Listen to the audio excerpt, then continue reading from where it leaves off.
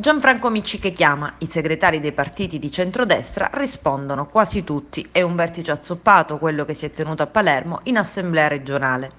Manca Fratelli d'Italia, la richiesta di rinvio di Ignazio La Russa è stata letta dai più come un tentativo di dettare l'agenda al centrodestra, così i partiti si sono riuniti lo stesso, invitando il partito di Giorgia Meloni a intervenire al prossimo vertice che assicurano sarà convocato a stretto giro.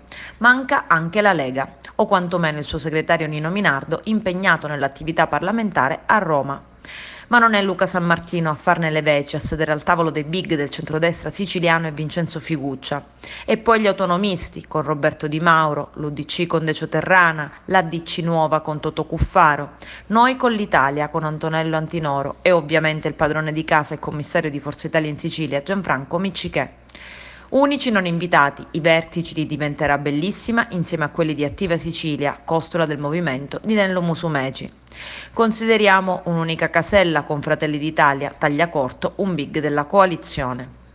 La nota congiunta a fine summit è firmata dai segretari regionali che assicurano di avere fatto le migliori valutazioni sulle prossime elezioni regionali e sul programma che la coalizione vuole condividere.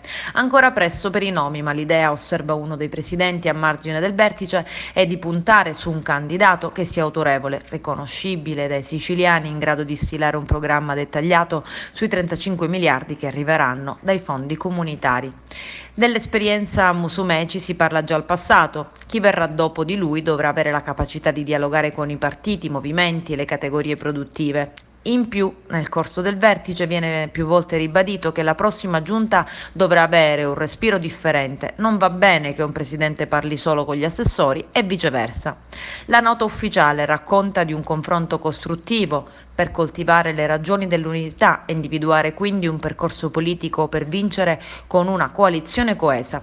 Infine un passaggio sul partito di Giorgia Meloni e l'appuntamento al nuovo vertice, ritenendo assolutamente indispensabile la presenza di tutti i partiti della coalizione di centrodestra. L'unico obiettivo, concludono, è l'unità della coalizione al fine di dare le giuste risposte che i siciliani attendono.